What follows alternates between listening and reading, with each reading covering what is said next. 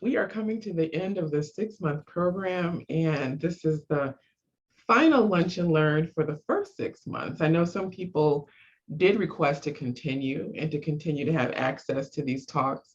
And we are going to make it possible so that folks can do that because these have been wonderful.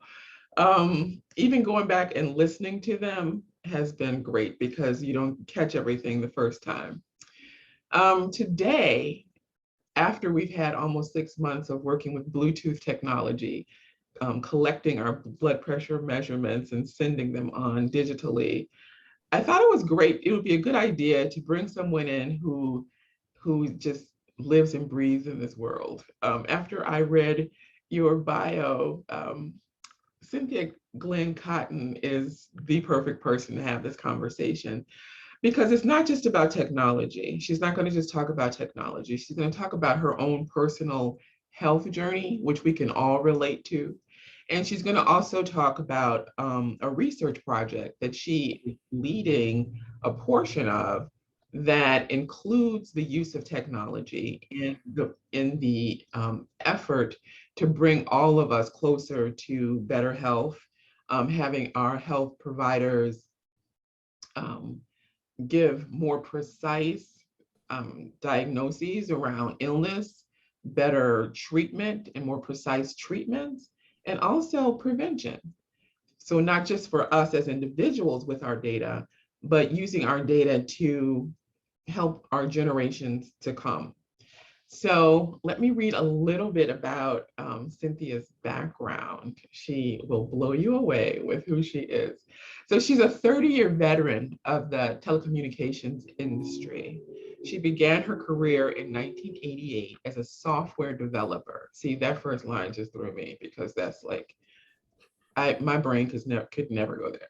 Moving into technical project management in 1995, where she managed multi-million-dollar technology projects that successfully developed and delivered telecommunications software to customers such as Verizon, Sprint, AT&T, and other major customers that we're probably very familiar with.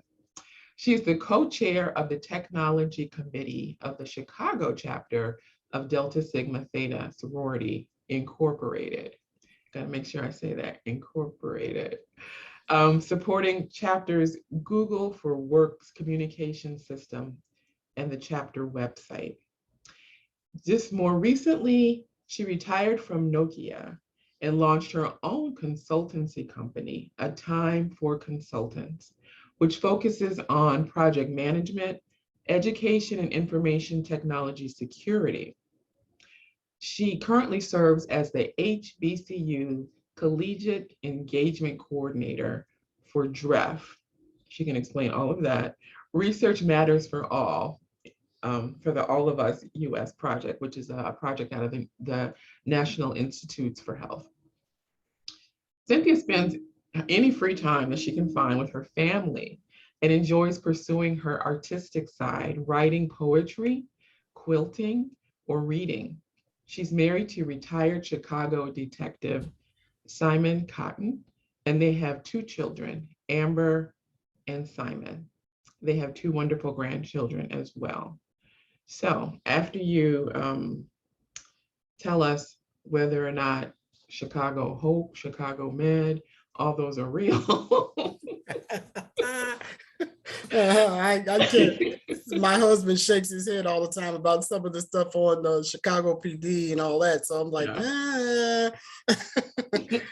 I see the landscape. I know where they're filming at, but I can't give you any more validation on anything else. Okay, I want to start out before we hear from Cynthia with a short video that sort of brings into focus what we will eventually be talking about. But after the video, Cynthia's going to start out telling us about herself a little bit more and her health story. Okay, so let me see if I can make this work. I need to share the sound and I need to optimize for video. Okay, here we go.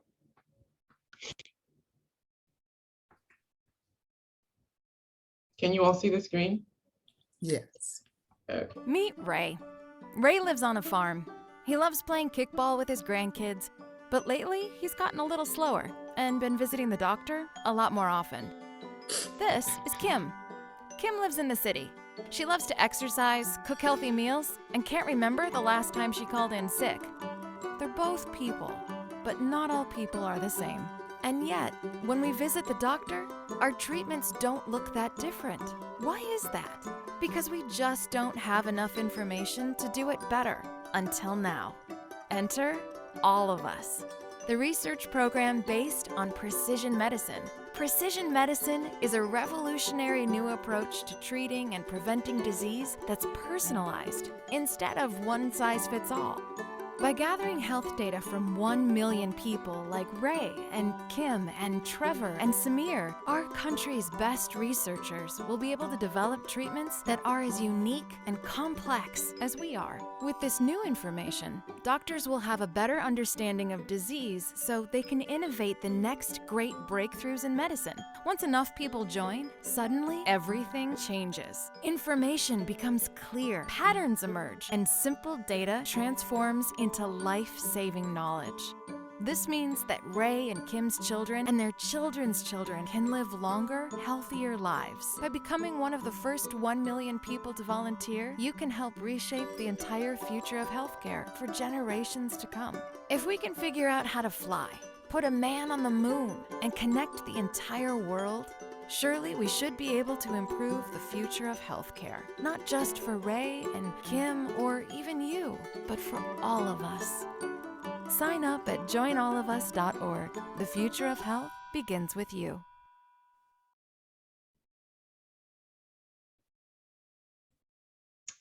So that was just a preview.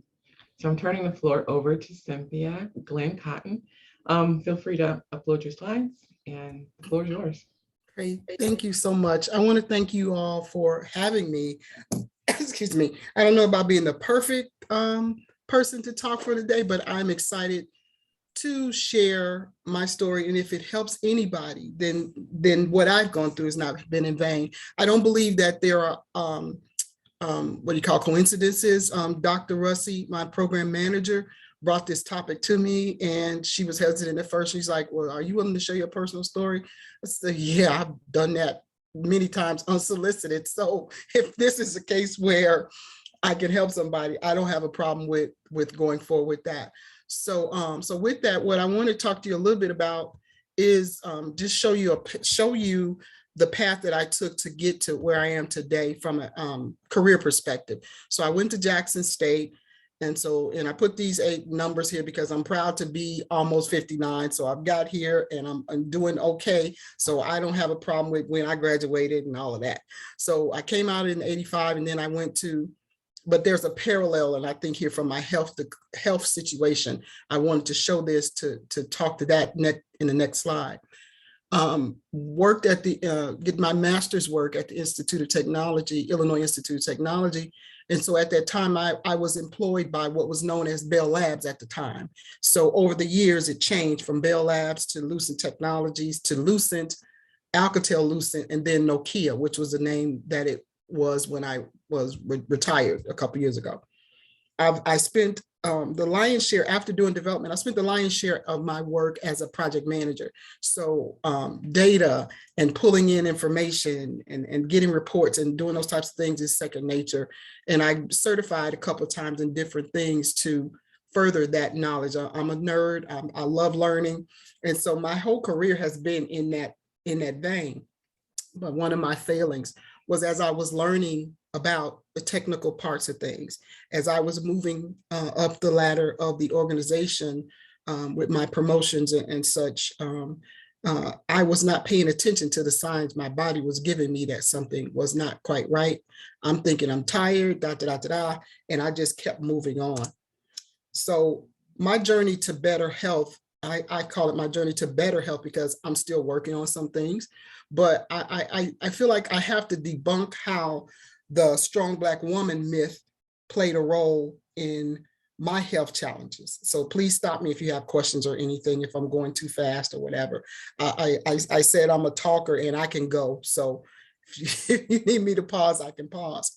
But as I was paralleling that work, if you saw on this other slide, the work stress, the work pressures were high. I had a hour-and-a-half commute, one direction. My husband worked at night. Lots of passive-aggressive white male challenges to a Black woman in the technical world. So it was not the norm for them to see me come into a meeting room and tell them that their projects were off track, their data was wrong. So I had a lot of those work challenges and what do you call them? Losing the word, but the technical challenges to my credibility. I want to say credibility challenges from those who were not like me, who did not think that I knew what I knew and came in with the skills that I came in with. So all of that was leading to a lot of stress.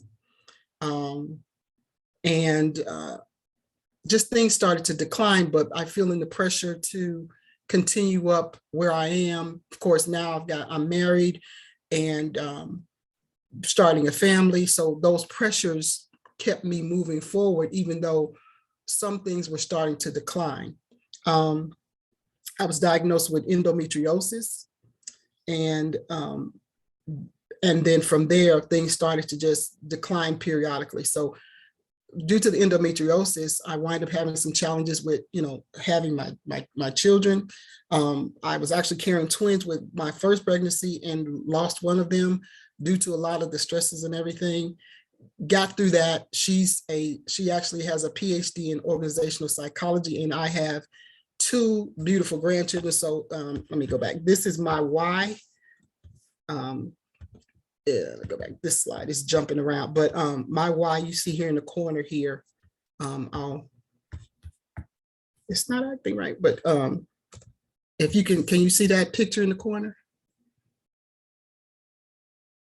Yes, we can see it. Okay, so the top person is my daughter, and of course these are my 2 beautiful grandchildren, Cadence and Aria, and so my why is because of them. So I had to take control because I looked at one of the snippets from one of your favorite Lunch and Learn series, and the doctor was talking about 5 years from now. So one of the things that my doctor had said to me is like, why would you risk being ill at a time when you've worked so hard to put all these things in place, and how would your family? So it just resonated with what she was espousing about the 5 years, looking positively and negatively. So the endometriosis gave me challenges then, but I worked through those.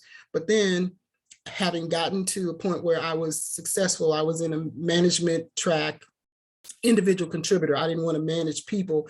I'm such a nerd. I just wanted to do the work behind the scenes. So it's like, I know I don't want to do the manager thing, but if there's a individual contributor path, I wanted that to be mine. And so that's what I went through. So accordingly, I would get projects and I would work projects pretty much at my own pace and just reporting into other people. So all those pressures, all that work, many times, so go back again to that hour-and-a-half commute. That was from Chicago to Naperville. So I put maybe 500 miles a week on my car because I was commuting one way, and then, traffic and whatever. And then I had one child, and then I had a son. So I had 2 children. So my husband was a policeman who worked at night. So I had probably 0 downtime. I would come home, and then it's like, okay, you're on. He would, manage the children before I got there. And then when I got home, it was like, okay, mom, homework, next day stuff. So I'm laying this foundation to say that while I was doing very successful in career and learning, and those things in my life were moving forward positively, my health was declining. I had issues from the endometriosis. After I had my son, my gynecologist definitely said, you need to determine how much pain you want to be in every month because of that. And so after I made the decision to have a hysterectomy, that part of my life got back in balance. But the pressure to continue to perform was still high. And I'm thinking that my fatigue and my dizziness and all those symptoms that were pointing to diabetes and high blood pressure were because I was just tired, because that strong Black woman, you know, you got to keep going. You got to keep pushing through, whatever. So after that conversation with my doctor, Dr. Pitt is a wonderful internist in Northwestern, who's one of the partners in the All of Us research. Northwestern is one of the partners in the research program. I had to start taking control. So I had to, just start working out. Because of course, I'm sitting in these meetings, I'm sitting, working from home, I'm sitting, and I'm not doing things to actively manage my body. So weight gain was part of the reason for health decline. And part of it was from some of the endometriosis treatment. So if we talk about, precision medicine, part of the endometriosis treatments, I was giving certain medications that just, steroid-like explosion of weight. Didn't know that, didn't understand what was going on until I advocated for myself a little bit more. We'll talk about that shortly. So I'm on this path now to a better way of being. And I say a journey because, like I said, I still have things to work on. I still have about 30 pounds that I'm supposed to lose, and I'm working through that. I got active I got into a fitness boot camp, and it was the hardest thing I'd ever done, because I was like, my old self doesn't need to be trying to be burpees, sit-ups and burpees and all this kind of stuff. But I did it to jumpstart myself into a more active lifestyle. And I was successful with dropping about 50 pounds. Along the way, by monitoring my blood pressure and checking in with my doctor very regularly, I've been able to be steady at about 120/80 for the last 4 or 5 years. So much so that in one of our conversations, doctor was saying, if you continue like that, I'm going to take you off that medication, which is, again, one of my goals. I love medicine to help control, but if I don't have to take it, I don't want to. So I had to learn me along the way. So my triggers, am I emotionally eating when I shouldn't, work-life balance, hey, I have to take time off on the weekends to balance. I have to, do all those things. And along the way, I was also using my Fitbit when I started doing walking in the park. My MapMyWalk was one of the apps that I used to just show me how many miles I've walked and tell me when I get to the halfway point, and encouraging things along the way. And then I also had to realize that part of this was mental. Why aren't you putting yourself first? What is going on that you have consistently made other things more important than yourself? So, and having some counseling, and then also an app that I use that is very good for meditation called Headspace. So I use that because there are daily meditations that I listen to, just 5 or 10 minutes, to deep breathe and think and release some stress that impacts your blood pressure. So those are the apps, kind of some of the things I could think about. And I'm sure there are more, but just at a quick glance to keep the story short. And then, I had monitors, and I've checked my blood pressure with the cuff, and then the wrist, and the Fitbit, and the wrist and the cuff monitors. So I say my journey to better health because along the way, of course, blood pressure is under control. My A1C is getting better. But as I say, I am a work in progress, because I definitely need to leave Pepsis alone. And I will periodically have a Pepsi, and I know I don't need one. So just being truthful and honest. So that is kind of how I got to the point where I had to just realize that, hey, I have to take control of what's going on, and make sure that I put in as much work as I can to keep my health at a certain point, because I have these dollars that I want to be around a long time for, to see how they turn out, their personalities. And I want, and as the work that I do now, I want them to be able to have better health awareness, because I know my mom struggled with several things similar to me. She had asthma. She had high blood pressure and diabetes. She wound up passing due to a heart attack, and she had a heart valve replacement, several years earlier. And the model that she put in front of us was hard work, but hard work without the awareness of the things that you need to do to keep yourself healthy gave us an incomplete picture, and we're replicating that. So being aware now interrupts the pattern that strong Black women, big mama, auntie, we're all supporting everybody else, but when are we pausing to take care of ourselves? So that's kind of my story. I am actively working to keep those things under control that are maybe not in range. But one of the things that I definitely approve of and advocate for is being aware and using whatever tools technologically or informational things to make you aware of just where you are in the spectrum of your health journey, and understand how these programs that we're talking about at DREF, which is the Delta Research and Education Foundation, and the Research Matters program, as you saw in the video, the goal is to get us to register and be part of that decision and discussion by providing information. And one of the key things that I know that it's important for us to recognize is that diversity is necessary, as the article showed. Diversity is necessity. We have to be able to look at the complexity across various races, to not have that one white male model, as the video talked about. There are benefits to keeping that information around, and as the patterns can emerge and we can make this precision decisions. So when we think about all that data, it comes in different forms, right? You have your blood pressure monitors and your Fitbit information, and as well as maybe doctor information, your medical records that you can log in.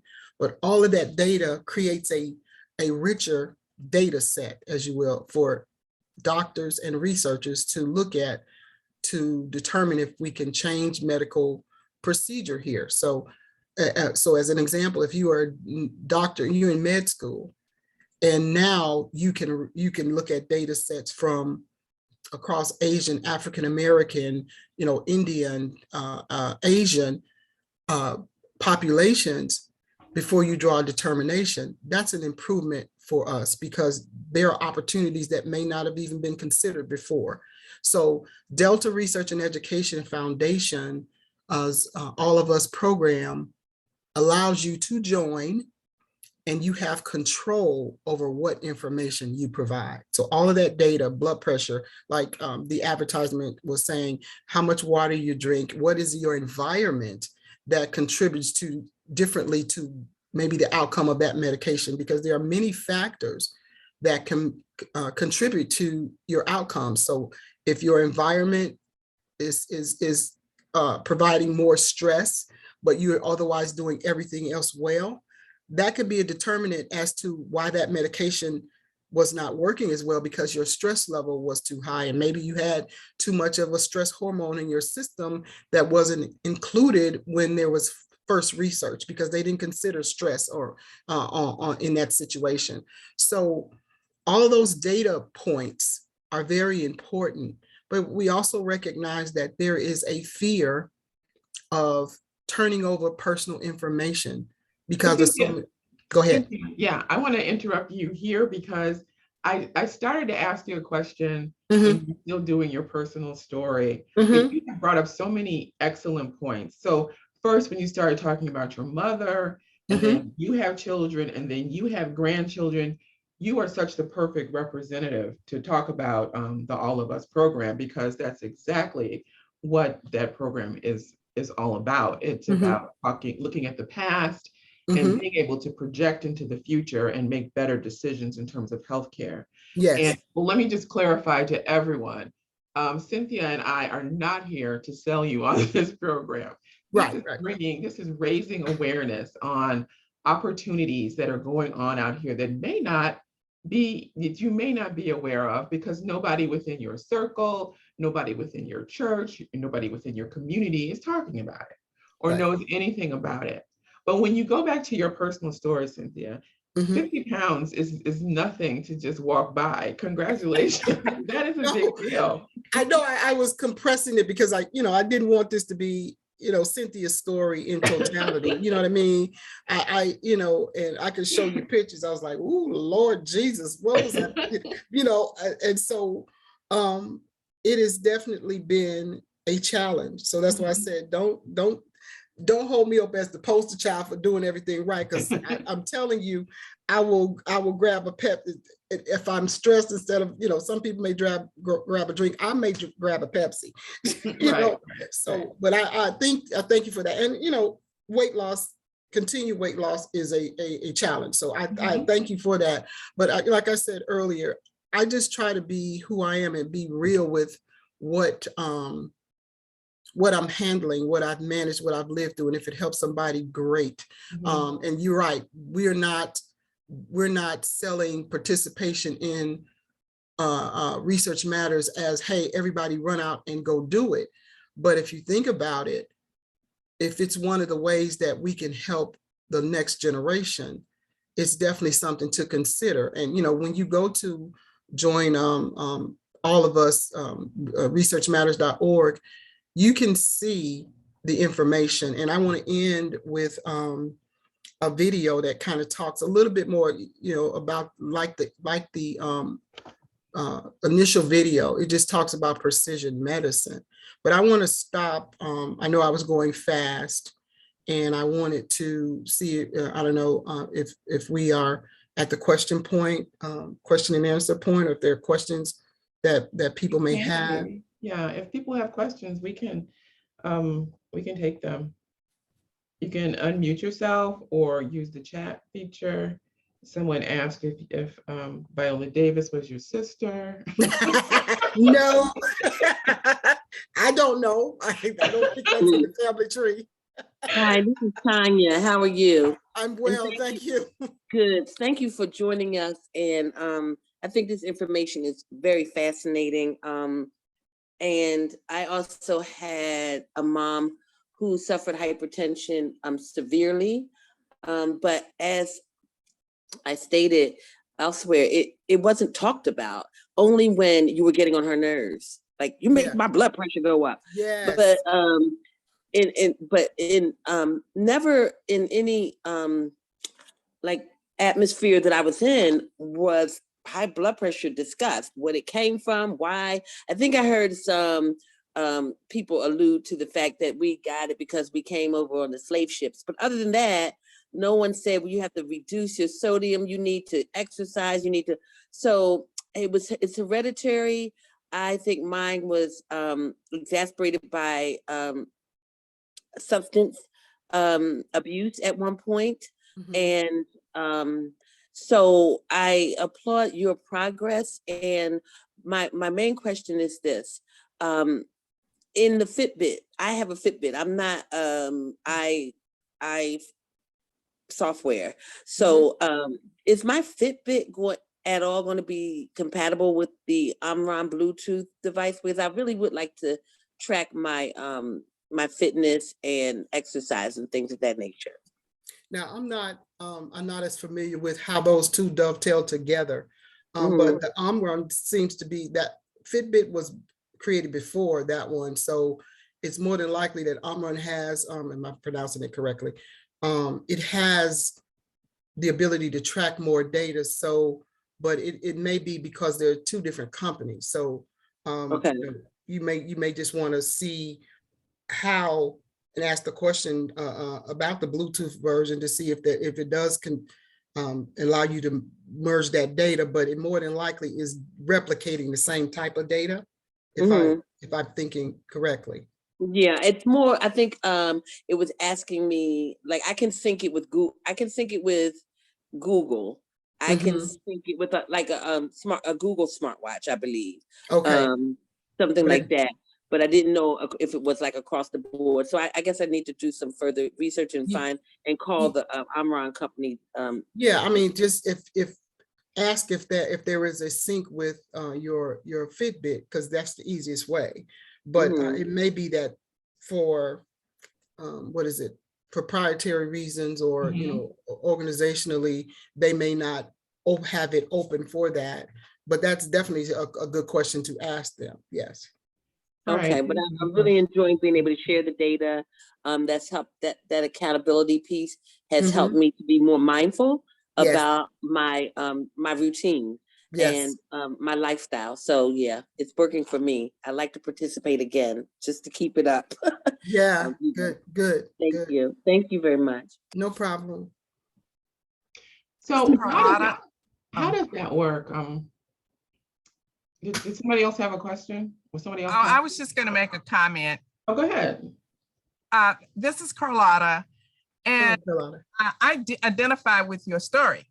And I Mhm. think it's important to tell your story because I think so often I don't know, we're in this la la land that we're the only ones that are experiencing anything that's like this, or this is not real, or it's not, oh, I just, like you said, I'm just tired. I just need to rest. And as you start to see things to come together, that is some of the things that's going on. So I very much appreciate you sharing your story. Welcome. Too, I've had high blood pressure for a while, but now I'm coming into, a diagnosis of diabetes, trying to fight that. And so, and I see some of that pattern of the woman who does too much.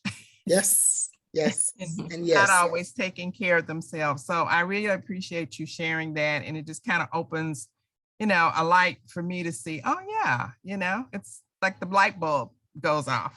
Yes, and it is not being selfish to take care of yourself. That's one of the things that I've had to learn where, like mentally and like stress, I would say like, okay, hey, no, I can't deal with this right now. And you need to understand I need some time away. If I have to just go for a walk for a few minutes or, when I come back, all this stuff is still going to be here. Or saying no. That's something I had to learn because I am such a, that's why I started my consultancy because I felt like, and even in my primary role for many years at my job, I was consulting with people. I was saying it and people would come to me. I was that go-to person, right?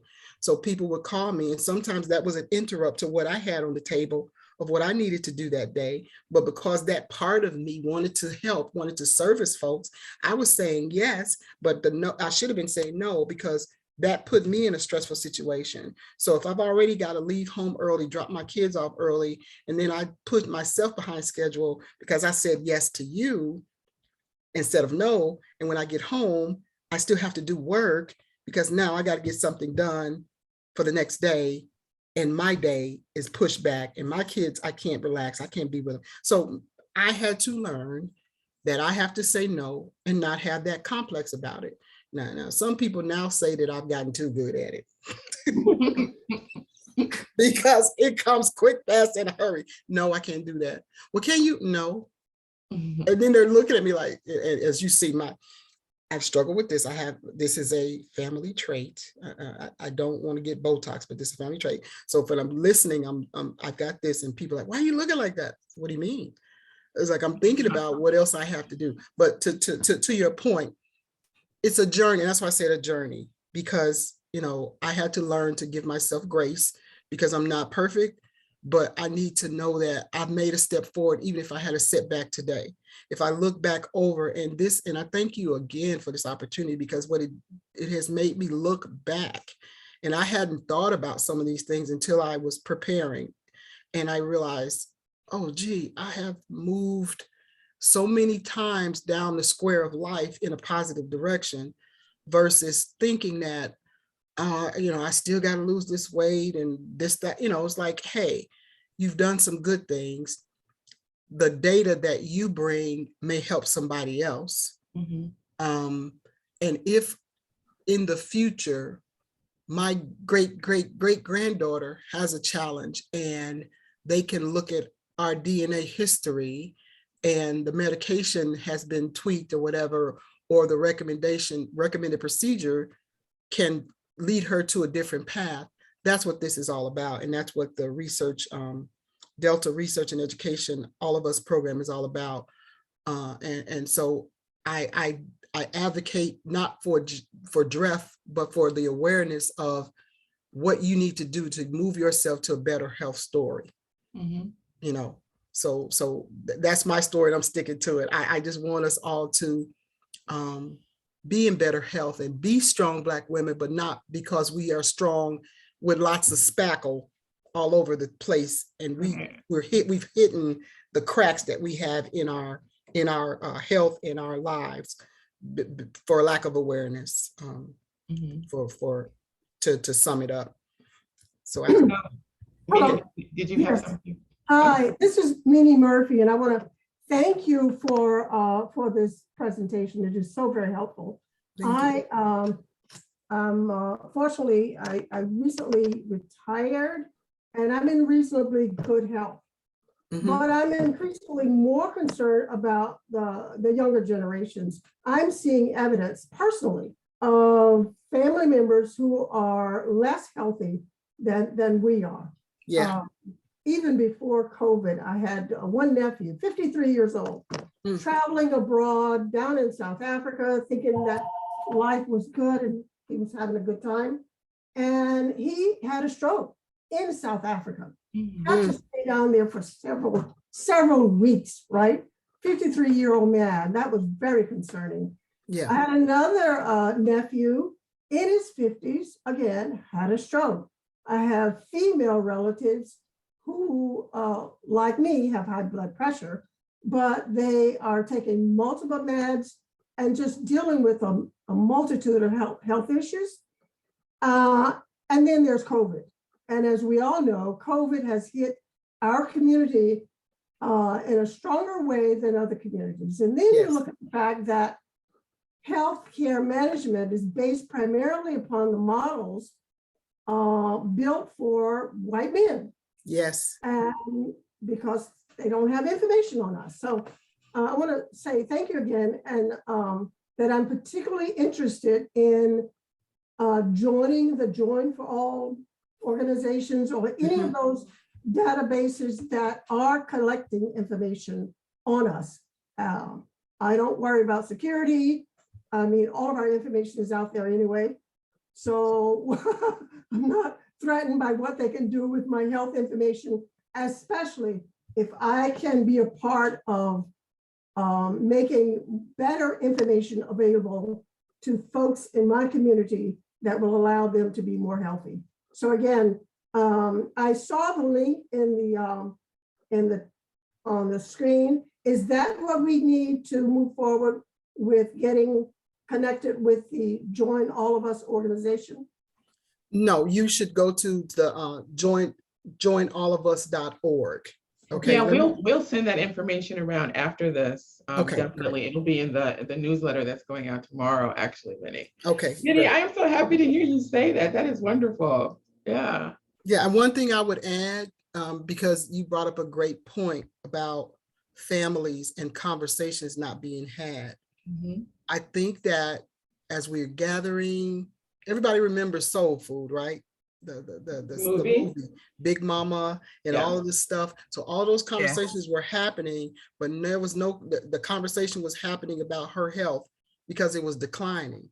So what if the narrative is changed and the conversation goes back to, hey, how is everybody doing, checking in? What about familial tendencies? Because I do a lot of family tree research. And one of the things I found when I started looking, I found out that many of us were passing of certain cancers. But when you looked at same model as all of us is going for, when you're looking at it one by one, you don't make that pattern, you don't detect that. But I found that there were definitely strong cases of cancer, and a number of diabetes diagnoses, but I looked at the familial data. So one of the things that my daughter has done is to take a more active stance toward diabetes prevention, with weight after the babies, the weight loss and everything. And I keep encouraging her, yes, keep going, make sure you're taking care of yourself. So that family conversation is a good point that you raised, Ms. Murphy. And so if we can all just have that conversation, maybe once or twice, or at the cookout, hey, yeah, I know you like ribs, but you know, get some salad too. You know? So thank you for that question, because it did remind me to bring that point up. But I think that this awareness and having the conversation, and if you can if you're comfortable with going to join all of us, and you can see, and then there are people who will help you and they will ask questions, you know, answer your questions. You have a number you can talk to. It won't just be a conversing system that lets you put in data here or there. There are actually people who are willing to talk to you about your fears or concerns and any of that like. And one of the key things about the All of Us program is that you control what data you give. If you only want to give surveys, that's fine. But if you want to give your DNA data and other things, that's even better. But it is up to you. So so Cynthia, can you go back a little bit too and talk about the 1 million people, the 1 million that want to be included into the program. So the NIH program, the All of Us program, wants 1 million Americans to contribute. But what kind of data? You mentioned surveys, you mentioned like the biological samples. What about the kinds of things that you mentioned when you were telling your story? How does this huge study capture the hard to measure, hard to quantify things like stress or racism or trauma that maybe you've experienced? Is that part of the surveying, or how do they capture that? Yeah, I think that and this is where I would have to defer to previously Dr. Rusty, because she's been involved with some of those surveys more so than I. But let me see, can I see it from looking at my so this, you know, if you create an account, you'll see all of this stuff, and I know you'll get the links and everything, but you have to give consent. But I don't see the survey because I haven't gone as far as Dr. Rusty, but you'll get to participate and give those various types of data. I know that there was thought there was another page that I wanted to let me see if this is the one. No. But oh, that was Dr. Collins. Okay, yeah. Is that the video you're going to show, Dr. Collins? Yes. Okay. So as I said earlier, there are numbers that you can dial or whatever to get more information. But so go back, refresh me. I think I've lost part of your question. You're asking about the surveys, like whether the surveys were being used to collect the hard to quantify, maybe the qualitative kind of data. I'll get an answer back for that for you, because I'm not quite sure, because that's not an area I've had a chance to focus on in my, it seems so long, but I've only been in this program like 6 months. But I will get to Dr. Rusty and get back to you about that. But I do believe, because you know, some of those other socioeconomic determinants of health, so stress, you know, COVID, as Ms. Murphy talked about, and you know, environment, you know, all of those things, I believe those things are collected because they can provide some correlations possibly in the data set.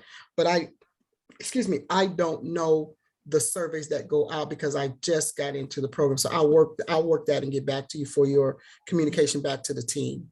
Okay, great.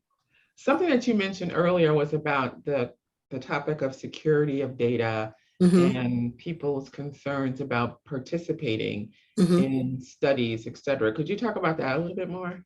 Yes, we know those historical things that have happened with Henrietta Lacks and Tuskegee and syphilis, you know, all of those things are in our history.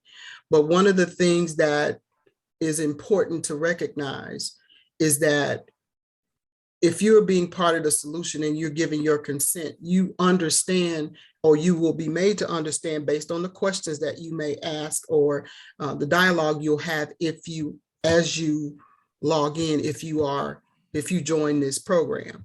So this section right here is definitely about consent. So it's asking about the different parameters, you know, different races. So it starts with African American, but American Indian, but it will go through and you will be able to consent, and then it will go further. So this is where I'm saying that there are questions that can be answered with a person, not just a cognitive system. So, but you have to give consent, and if you, and you can opt out at any time. It's like, okay, I gave data for here, I don't want to do this anymore. But you get information as to what is happening with your data along the way. This is, like I said, a notification section. If you enroll, you get those types of dialogue. So it's not just somebody took my data and I don't know what the heck happened to it. Because this is a system where you can opt in and opt out, the data that you share is only given what you share. And then there are much more stringent controls over data in these situations. You have to opt in. You can opt out, and then there is the concept of global data protection regulation, GDPR, which started in Europe, but it has tentacles into the United States relative to what you can and cannot do with people's data. So that area of cybersecurity is being strengthened. I think Biden came out a couple months ago with a stronger position on information security, because America has been a little more lax than other countries in managing that. But we know that now it is important to keep control over that data and watch for things. So this program has some strict requirements for you to be able to opt in and opt out, but at the same time, protection of the individual personally identifiable information is a growing legislation in the United States. We should have been there, but we weren't, but we caught up. But this program allows you to be able to say, hey, I will participate because I know this is important, or no, I don't want to put in that data because I don't feel comfortable. You are in control of that. I don't know if did that answer your question or not. It did. Okay. Did. Was there another question or comment? I know we're running short on time. I told you I talk, so you got to keep me right. Okay. I know this hour went pretty fast. Yeah, I mean, I can show this. Let me check one more time. Carlotta, your mic is open. Did you want to? Did you have a comment or a question? No, I'm getting ready to close it, but I just want to say okay. So much information was wonderful. Okay. All right. So let me show this brief video, and then if there are any questions, then we can wrap up, because I know you got a lot to do. This was lunch. Done in medicine over the years has not. Hold on a sec. Can you hear me? Can you hear this? Yes. Okay. Differences, and this is an opportunity to be part of something historic. Most studies and most clinical trials have always been with the average white male. So as we start thinking about this in the context of building trust, I think we get back that trust by involving the community, not saying you come to us or we'll just do things to you. We're going to do things with you, and in fact, allow that information to be accessible to you, the individual. You're going to have some individuals that are going to say, yes, good, we're getting in on the ground level of a study. And then you're going to have those that have some trepidations about it. My thing is to bring them aboard and let them know that this is for the greater good for them. We have input, and without input, there's no buy-in. And without buy-in, there's no commitment. Without commitment, there's no success. Tuskegee happened. We're not trying to hide that or sweep it under the rug, but communities of color will be at a disadvantage if we do not find ways to get by that, whether the focus is asthma, whether the focus is infant mortality, whether the focus is diabetes, cancer, or heart disease. Communities of color are disproportionately impacted by them. It has always been playing catch up to make sure that they're even getting access, much less minimum service. Low income, underserved, and people of color are oftentimes very generous in giving something if they understand it. And they always do so with the intention that knowing this is not just about me, this is not just even about my family, it is about helping the community down the road. Being able to bring the Asian American population who is never at the table, not only to contribute to science, but to contribute to our ability to understand the nuances within those populations. I think it will provide a huge national data set so we can ask questions and make discoveries about healthcare that will better their own personal health and those of the communities that they are part of.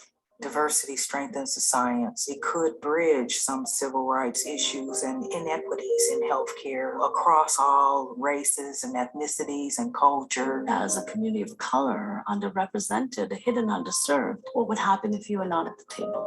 It is an issue of equity and it's an issue of justice as well. It is important for minorities to be a part of this, or we will again be left with medications that are created for really other populations. I'm hopeful that we will be overwhelmed with folk.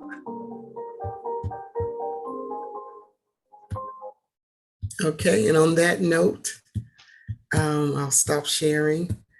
And again, I thank you all for listening to this person's story. And if we'll get the links to you for where you can get more research, more information about the All of Us program if you so desire. But even if you don't sign up for All of Us, the key goal would be to be self-aware, be aware of your body and what it's saying to you, and take action when something is not feeling right or you think it's not right. You deserve to be important in your own life. So with that, thank you for having me.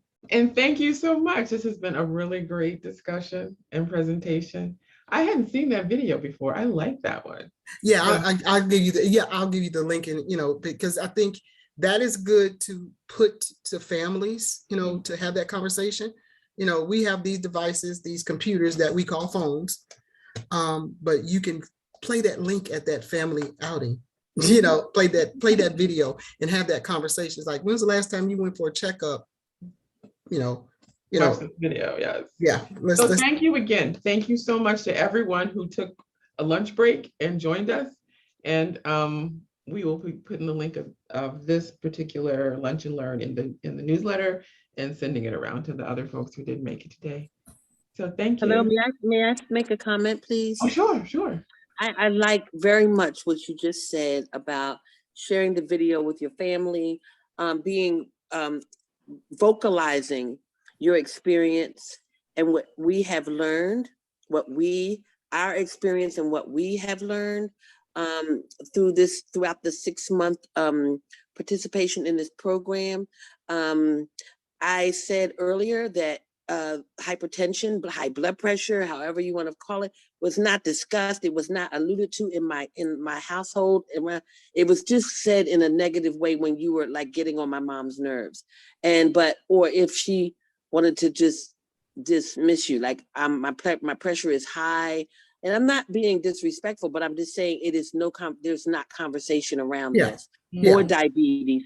And I also would like to add that my insurance, and I know that other insurance, because I've spoken with other women that say that their insurance affords them participation in health programs or fitness places or gyms. And they're not just like rec centers, they're well-known fitness facilities. So check with your insurance provider to see if you have that connected to your insurance, because they let me know you are eligible to participate in a pre-diabetes fitness program at Anthony Bowen for 1 year. So, and they also providing me with fruit and vegetables once a week. So these are the things that we can share with our family and our friends, and to help reduce these incidences of hypertension and diabetes. So thank you. Good point. Thank you, Tanya. All right. If there are no other comments, thank you, everyone. As always. Have a good rest of your day. Bye-bye. Thank you. Good day. Bye all.